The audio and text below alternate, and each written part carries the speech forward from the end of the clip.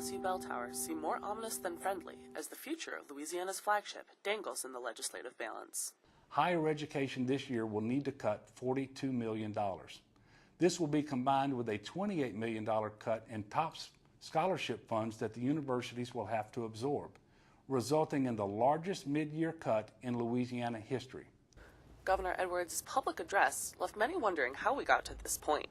Professor Jim Richardson, a member of the LSU Economics Department, worked with the governor's transition team and helped explain why Louisianans are facing such large cuts.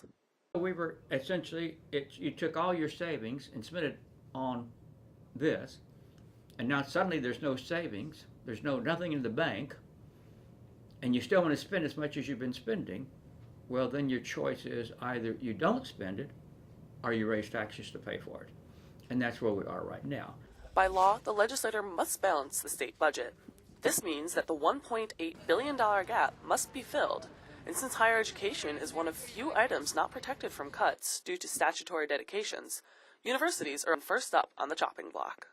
Director of the Board of Regents, Dr. Joseph Rallo, explains how these cuts will affect students. For example, you're an ag major, and all of a sudden there's a huge cut. Well, the ag degree is not going to go away, but maybe instead of taking you 4 years, it may take you 6 or 7 years because the classes aren't there.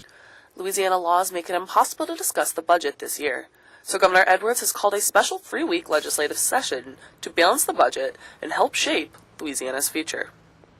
We would hope at the end of the special session we have some clarity for higher ed, but I'm not really certain that's going to happen unless the legislature just basically says to the governor, yep, we accept everything you want.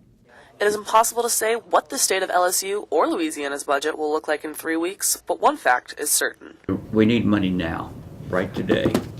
A successfully balanced 2016 will still require LSU to make major cuts, but the university will remain open. Will LSU be here? Of course it will be here as long as Louisiana's here. But will it look the same? Well, that depends upon the outcome of this budget battle. For Tiger TV, I'm Monica Resch.